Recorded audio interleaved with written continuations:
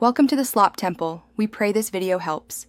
You start by confirming your phone supports eSIM and is updated. This prevents activation errors. Open Settings and go to General About to check Model and iOS. Make sure you have the carrier QR code, activation code, or the carrier app ready on another device. Connect to a stable Wi-Fi network and keep your iPhone charged above 20% so the process won't abort. Once ready, return to Settings and prepare to add cellular service. This moves you into the actionable setup stage. You now add the eSIM by tapping Settings Cellular Add Cellular Plan. This is where the phone reads the carrier profile. Scan the QR code provided by your carrier, or choose Enter Details manually if you received SMDP Plus and activation codes. Alternatively, open the carrier app and follow its activation prompts.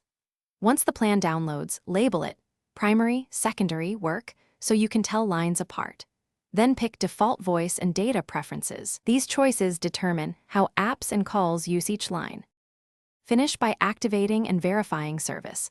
Once the eSIM appears under cellular plans, restart your iPhone to finalize provisioning.